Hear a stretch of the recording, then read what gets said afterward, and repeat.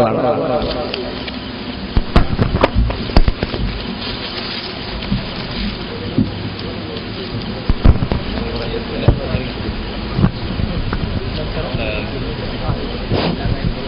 അസ്സലാമു അലൈക്കും. ഇവിടെ കുറെ മണിക്കൂറുകളായി ഞാനിവിടെ ഇരുന്നിട്ട് ഇത്രയും സമയം ഇവിടെ കേൾക്കാൻ കഴിഞ്ഞത് അള്ളാഹു അല്ലാത്തവരോട് തേടുന്നത്, അള്ളാഹു അല്ലാത്തവരോട് പ്രാർത്ഥിക്കുന്നത് എന്നുള്ള കാര്യങ്ങളാണ്. എന്നാൽ അള്ളാഹുവിനോട് പ്രാർത്ഥിക്കുന്ന കാര്യങ്ങളെ കുറിച്ച് ഒരു ചർച്ച ഇവിടെ കേട്ടില്ല. വളരെ ഖേദകരമാണ്. അതുകൊണ്ട് എനിക്ക് ചോദിക്കുവാനുള്ളത്, അള്ളാഹു അല്ലാത്തവരോടുള്ള ഈ തേട്ടം അത് നിർബന്ധമാണോ ഒരു സുന്നിക്ക്? അതല്ല, അത് സുന്നത്താണോ? അതല്ല, അത് ജായിസാണോ? എന്താണ് അതിന്റെ വിധി? അതൊന്ന് അറിഞ്ഞിട്ട് എനിക്ക് ബഹുമാനപ്പെട്ട ഇളമരം ഉസ്താദ് പറഞ്ഞതുപോലെ ഇതിഹാസ സംബന്ധമായിട്ട് അല്ലാത്ത ചോദ്യങ്ങളായിരുന്നു ചോദിക്കാനുള്ളത്. പക്ഷെ ഇവിടെ കേട്ടതിന്റെ അടിസ്ഥാനത്തിൽ ഈ ഒരു ചോദ്യം ഞാൻ, മണിക്കൂറുകളായി നിങ്ങൾ ഇവിടെ വന്നിട്ട് അള്ളാഹു അല്ലാത്തവരോടുള്ള പ്രാർത്ഥനയെ കുറിച്ചാണ് ഇവിടെ ഇതുവരെയും പറഞ്ഞത്. അള്ളാഹുവിനെ കുറിച്ചുള്ള പ്രാർത്ഥനയെ കുറിച്ച് ഇവിടെ ആരും പറയുന്നില്ല. ഇതൊക്കെ പറഞ്ഞിട്ട് പിന്നെ മൂപ്പര് ചോദിക്കുന്നത് എന്തെന്നെയാണ്, അല്ല അള്ളാഹു അല്ലാത്തവരോടുള്ള പ്രാർത്ഥന നിർബന്ധമാണോ സുന്നത്താണോ? നോക്ക് നിങ്ങൾ, പിന്നെ എങ്ങനെ ഞങ്ങൾ അള്ളാഹു അല്ലാത്തവരെ കുറിച്ചുള്ള ചർച്ചയല്ലേ വരുള്ളൂ?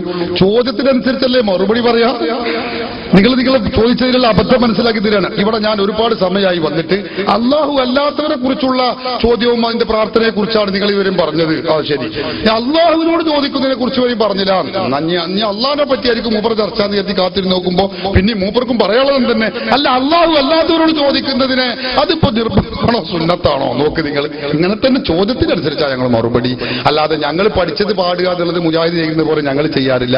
ചോദ്യം എന്ത് വരുന്നു അതിന് മറുപടി പറയും. അപ്പൊ ചോദിച്ചുകൊണ്ട് വീണ്ടും പറയുന്നു, ഇനി ഞങ്ങൾ ചർച്ച എന്താണ്? അള്ളാഹു അല്ലാത്തവരെ കുറിച്ചുള്ള പ്രാർത്ഥനയെ കുറിച്ച് ചോദ്യത്തെ സഹായം ചോദിക്കാതെ ചോദിച്ചാൽ ഇവിടെ പറയാൻ പോകുന്നത്. നിങ്ങൾ ശങ്കിച്ചിട്ട് കാര്യമില്ല.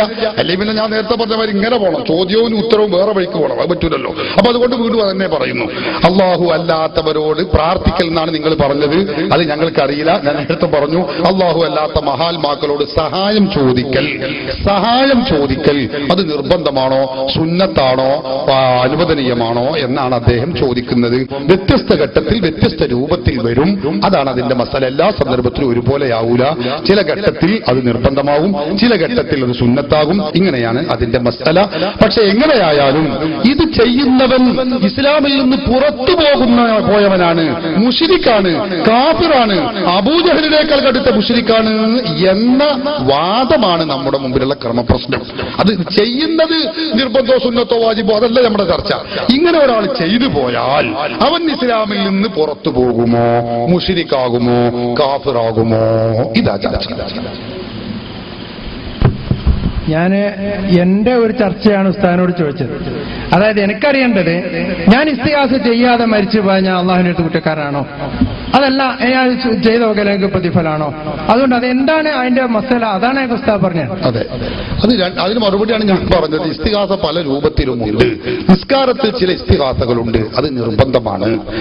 അത്തഹിയ്യാത്തിൽ നമുക്കറിയില്ലേ, നബി സല്ലല്ലാഹു അലൈഹി വസല്ലം തങ്ങളെ വിളിക്കൽ അസ്സലാമു അലൈക അയ്യുഹൻ നബിയ്യു എന്ന് പറഞ്ഞ് വിളിക്കൽ നിർബന്ധമാണ്. അതൊരാൾ ചെയ്യാതെ മരിച്ചുപോയ കുറ്റം തന്നെയാണ്, സംശയമില്ല. അതുപോലെ ഹജ്ജിന് ചെന്നാൽ നേരത്തെ പറഞ്ഞു, ഇമാം നവവിയുടെ ഇബാറത്ത് വായിച്ചു, സുന്നത്താണ്. റസൂലുള്ളാഹിന്റെ ഖബർ ഷരീഫിന്റെ അരികിൽ റസൂലുള്ളാഹിന്റെ മുഖത്തോട് ഇങ്ങനെ ചാഞ്ഞ് അടുത്ത് നിന്നുകൊണ്ട് തിരിഞ്ഞു നിന്നുകൊണ്ട് നബി തങ്ങളോട് പറയണം, നബിയെ മുസ്തശ്ഫിഅൻ ബിക യാ റസൂലല്ലാഹ്, തങ്ങളോട് ശുപാർശ തേടിക്കൊണ്ടാണ് ഞാൻ വന്നിട്ടുള്ളത് നബിയെ, തങ്ങൾ അള്ളാഹുവിനോട് എന്റെ കാര്യത്തിൽ ശഫാഅത്ത് ചെയ്യണമേ എന്ന് റസൂലുള്ളാഹി വഫാത്തായ നബി തങ്ങളുടെ ഖബറിന്റെ അരികിൽ ചെന്ന് പറയണമെന്ന് പറയുന്നത് സമസ്തക്കാരല്ല, ബഹുമാനപ്പെട്ട ഇമാം നവവിയാണ്, ഇമാം ഇബ്നു ഖുദാമയാണ്, ഹാഫിദ് ഇബ്നു ഹജർ അസ്ഖലാനിയാണ്. ലോകത്ത് ഖുർആൻ പഠിച്ച പണ്ഡിതന്മാരാണ്. അവർക്ക് ആർക്കും ഇത് ഇസ്തിഹാസ ശിർക്കാണെന്നോ ഹറാമാണെന്നോ നരകത്തിൽ പോകുന്ന പരിപാടിയാണെന്നോ കാഫിറാണെന്നോ അവരാരും പറഞ്ഞിട്ടില്ല. 4 മുജാഹിദ് ആഫീസിലുള്ള മൗലവിമാർക്ക് മാത്രമാണ് ഈ സത്യം തിരിഞ്ഞിട്ടുള്ളത് എന്ന് പറഞ്ഞാൽ എന്തുമാത്രം അബദ്ധമാണിത്.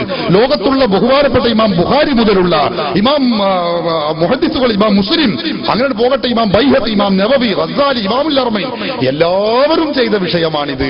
ഇതൊക്കെ ഞാൻ നേരത്തെ പറഞ്ഞതിൽപ്പെട്ടതാ. 100 നിന്നോടത്ത് പറയാനുണ്ടെന്ന് ഞാൻ നേരത്തെ പറഞ്ഞിരുന്നു. അതിന്റെ ഭാഗമാണ് ഇതൊക്കെ. അത് പിന്നെ ചോദ്യത്തിൽ വരാത്തതുകൊണ്ട് പറഞ്ഞിട്ടില്ല.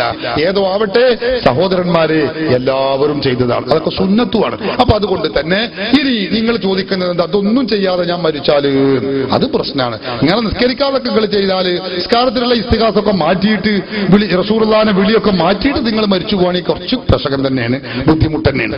അതല്ലാതെ നിങ്ങളെ ചോദ്യം ഞാൻ ഇപ്പൊ കുത്തുബിയ്യത്ത് അല്ലാതെ യാ ഗൗസു യാ മുഹയ്യദ്ദീൻ അബ്ദുൽ ഖാദിർ ജീലാനി എന്ന് ചൊല്ലാതെ ജനം മരിച്ചാലോ, അത് അള്ളാഹുവിന്റെ അരികിലാണ് നിങ്ങളെ കാര്യമുള്ളത്. അള്ളാഹു നിങ്ങളെ നന്നാക്കി തരട്ടെ. പക്ഷെ നിങ്ങൾ കാഫിറാത്ത് പറയാൻ ഞങ്ങൾക്ക് യാതൊരു ധൈര്യവുമില്ല. പക്ഷെ ഒരു കാര്യമുണ്ട്, അങ്ങനെ ചെയ്യുന്ന ആളുകൾ കാഫിറും മുശ്രിക്കുമാണ് എന്ന് കരുതിയിട്ടാണ് നിങ്ങൾ ചെല്ലാതെ കുത്തുബിയ്യത്ത് ചെല്ലാതിരിക്കുന്നതെങ്കിലും എന്നിട്ട് ചെയ്യുന്നവർ മുശ്രിക്കാണ് കാഫിറാണ് എന്ന് വിശ്വസിച്ചുകൊണ്ട് ചെയ്യാതെ നിങ്ങൾ മരിക്കുകയാണെങ്കിലും നിങ്ങളുടെ കാര്യം മഹാകഷ്ടാണ്. അള്ളാഹു നിങ്ങളെയും രക്ഷപ്പെടുത്തുമാറാവട്ടെ. പിന്നെ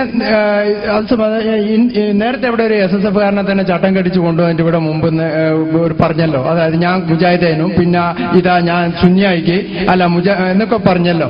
അപ്പോ ഞാൻ പറഞ്ഞു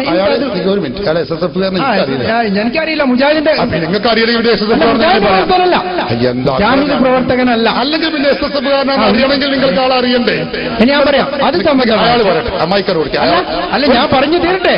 അല്ല ഞാനിവിടെ വന്നിരുന്നിട്ട് രണ്ടാമത്തെ ചാൻസ് എനിക്ക് തരാതെ മൂന്നാമത്തെ ചാൻസ് നിങ്ങൾക്ക് എന്ന് പറഞ്ഞു ഞാനിരുന്നു. പക്ഷേ മൂന്നാമത്തെ ചാൻസ് നിങ്ങൾ അയാൾക്ക് കൊടുത്തു. അത് എന്നോട് ചെയ്ത അനീതിയല്ലേ? ഞങ്ങൾ ഇവിടെ ചാൻസ് കൊടുക്കുന്നില്ല. അല്ല എന്നോട് പറഞ്ഞില്ല, ഇവിടെ നിൽക്കുന്ന ഇയാൾ പറഞ്ഞു നിങ്ങൾക്ക് മൂന്നാമതാണ് ചാൻസ് എന്ന് പറഞ്ഞു. അല്ല ഇവിടുന്ന് അല്ല എന്നോട് പറഞ്ഞു നിങ്ങൾക്ക് തരൂല. അവരോട് ചോദിക്കണം. അത് എന്താന്ന് വെച്ചാൽ അവർ നേരത്തെ പറഞ്ഞതുമായി ബന്ധപ്പെട്ട ഒരൊറ്റ മിനിറ്റിന്റെ ചോദ്യം ആയതുകൊണ്ട് അതിന് അവസരം കൊടുത്തതാണ്. അതൊന്നും കുറ്റപ്പെടുത്തേണ്ടതല്ല. നിങ്ങൾ അങ്ങനെ അതൊന്നും വലിയൊരു ആനത്തലയുള്ള വിഷയമായിട്ട് പറയല്ലേ. അതുകൊണ്ട് മുജാഹിദ് പ്രസ്ഥാനം ഒലിച്ചു പോകില്ലല്ലോ. പിന്നെ നിങ്ങൾ ഇപ്പൊ പറഞ്ഞൊരു കളവുണ്ട്. അതെന്താ? അയാൾ SSF കാരനാണ് നിങ്ങൾ പറഞ്ഞു. എന്നിട്ട് അയാൾ SSF കാരനാണെന്ന് വെച്ചപ്പോൾ അത് എനിക്ക് അറിയില്ല നിങ്ങൾ പറഞ്ഞു. പണ്ട് മറ്റേ ഹുസൈൻ സലഫി പറഞ്ഞ മാതിരിയാണ്, എനിക്ക് അറിയില്ലാതെ ആദ്യം പറയും പിന്നെ എങ്ങനെയും പറയും. അപ്പൊ അതുകൊണ്ട് അയാൾ നിങ്ങൾ SSF കാരൻ എനിക്ക് അറിയില്ല, നിങ്ങൾ ചട്ടം കെട്ടിച്ചതാണോ അതുകൂടെ തന്നെ ആൾ അതായത് ഇവരോട് സമ്മതം വാങ്ങിയിട്ടാണ് എന്ത് ചെയ്തത് കൊടുത്തു. അപ്പൊ അത് കഴിഞ്ഞു. അതും നിങ്ങൾ പറഞ്ഞ കളവാണ്. അപ്പൊ നിങ്ങൾ കളവ് പറഞ്ഞിട്ട് മുഖത്ത് നോക്കി എന്താണ് നിങ്ങൾ SSF കാരണം നമുക്ക് അറിയില്ല. ഞാൻ പെരിന്തൽമണ്ണ താലൂക്കിലുണ്ട്. പിന്നെ ഉസ്താദ് അബ്ദുറഹിമാൻ പറയുമ്പോൾ ഞാനും അബ്ദുറഹിമാനും ഒരു നാട്ടുകാരനാണ്, ഒരു മഹലിലുള്ള ആളാണ്.